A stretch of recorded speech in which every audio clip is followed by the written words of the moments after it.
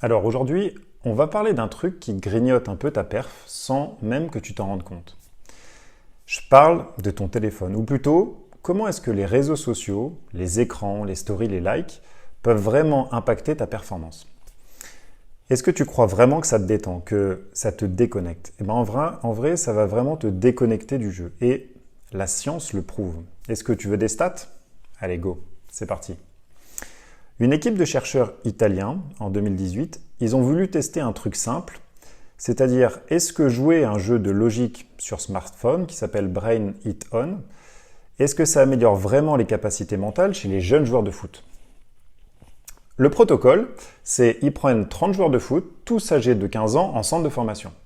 Pendant quelques semaines, ils les testent et la méthode, c'est la moitié du groupe utiliser l'application chaque jour pendant 20 minutes, pensant vraiment que ça allait muscler leur cerveau un peu comme à la salle.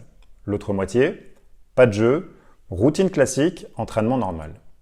Qu'est-ce qu'ils voulaient mesurer? Ils voulaient mesurer l'impact du jeu sur le mental, c'est-à-dire est-ce que les performances physiques augmentent, vitesse, endurance, explosivité, et les performances techniques, contrôle, passe, précision. Résultat final, est-ce que tu es prêt? Eh bien, les jeunes qui utilisaient l'application ont montré une baisse de 10,5% sur les scores physiques par rapport au groupe témoin. Ils sont moins explosifs, plus fatigués, moins de vivacité. Et en plus, une baisse de 15% sur les performances techniques. Moins de passes précises, plus de contrôle approximatif et moins bon dans les petits espaces. Mais alors, pourquoi ces résultats? Parce que le cerveau, c'est un disque dur. C'est pas comme Tetris où on peut empiler tous les puzzles, mais ça va plus vite que ça. C'est-à-dire que l'étude a révélé lorsqu'il y a trop de stimulation cognitive hors du terrain, même sous forme de jeu intelligent, ça fatigue le système nerveux. Et donc, réduire les performances sportives. C'est un peu comme si tu faisais des squats avec ton cerveau avant de vouloir courir absolument à 100 mètres. Allons voir maintenant une deuxième étude sur le même sujet. Là, ce sont des chercheurs brésiliens, probablement fans de foot, autant que la science. Oui, ça existe. Qu'est-ce qu'ils ont voulu savoir? Est-ce que trop de réseaux sociaux plus jeux vidéo, ça impacte la lucidité en match? Pareil, participants, ils prennent 30 joueurs, jeunes joueurs en centre de formation entre 16 et 19 ans. Ils sont divisés en deux groupes pendant plusieurs semaines. Le groupe A, qu'est-ce qu'ils font? Ils sont en mode normal, ils ont Insta, Facebook et ils jouent à FIFA en moyenne 3 heures par jour cumulées. Le groupe B, usage limité. On leur donne 30 minutes max de réseaux sociaux et pas de FIFA la veille des matchs. Le but du jeu, c'est de mesurer leur prise de décision en situation réelle de match. Comment ça va se passer?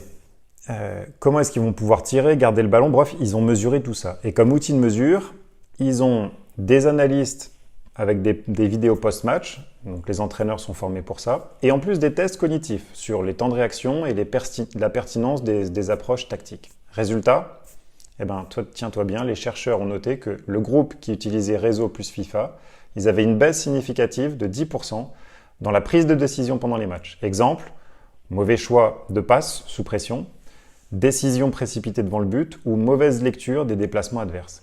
Ouais, c'est ça qui est incroyable. Mais alors, à ton avis, pourquoi? Parce que le cerveau est surstimulé. Trop de FIFA, cerveau anticipe tous les scénarios. Trop d'Insta, mauvais. Résultat, sur le terrain, les réflexes sont plus lents et la lecture du jeu est brouillée. Mais alors, on pourrait se demander pourquoi ça nous rend si nuls ces écrans? Eh bien, faut prendre en compte que ton cerveau, c'est un peu comme une Formule 1, mais si tu essayes d'aller trop vite, tu vas le cramer. Les réseaux, eux, ils essayent de te faire passer de 0 à 1000 en 3 secondes. Donc, ils veulent de la dopamine en permanence. Et dès que tu reçois un like, un commentaire, qu'est-ce qui fait ton cerveau? Il dit « Ouah, c'est trop bien, on me kiffe, je suis une star ». Mais après, il veut encore sa dose, encore et encore. Tu deviens donc un espèce de zapper, un sprinter de l'attention, incapable de tenir une mi-temps mentalement focus. Et en match, tu as besoin de lire le jeu, d'anticiper, de rester lucide. Mais si ton cerveau, il est en mode TikTok et il scrolle toute la journée, il n'y a pas de stratégie. Et enfin, l'autre raison, c'est que c'est un effet miroir, on appelle ça la pression invisible. C'est-à-dire, c'est un truc un peu vicieux, c'est la comparaison constante sur Insta, sur les réseaux sociaux, où tu vois ton pote qui poste des abdos, de ses photos d'abdos, de sa nouvelle voiture, de ses entraînements, alors que toi, tu viens de rater ton match. Du coup, tu n'as pas envie de poster, tu scrolles, tu t'enfermes et tu te mets une espèce de pression invisible. Tu as l'impression d'être à la traîne alors que tu bosses. Et ça crée du stress, du doute et de la perte de confiance. C'est pas moi qui le dis, ce sont les chercheurs qui le valident. Allons voir un petit peu maintenant les solutions pour reprendre le contrôle de ça.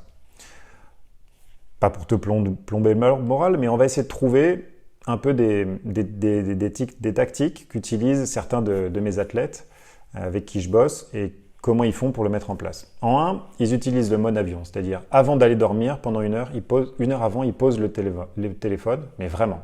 Pas de vidéo, rien. Ils le mettent en mode avion. En deux, ils enlèvent toutes les notifications liées à Insta, TikTok, tous les trucs qui servent à rien, qui sont pas urgents en fait.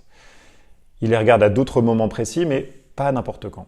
En trois, ils ont une espèce de coach perso d'appli qui mesure le temps réel des écrans. Maximum, tu peux mettre 30 minutes, tu peux mettre 1 heure, ça tu peux gérer comme tu veux.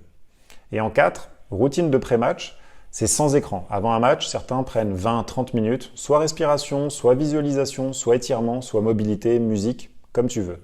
Pas de réseaux sociaux. Rappelle-toi que les réseaux, c'est pas la vraie vie, c'est juste une version un peu highlight. Toi, tu travailles la vraie perf, pas juste ton image. En conclusion, ton téléphone, c'est pas un ennemi, c'est juste un outil. Mais si tu laisses cet outil te contrôler, t'es plus un joueur. Tu deviens un peu un spectateur de ta propre carrière. Parce que tout le reste, c'est dans ta tête.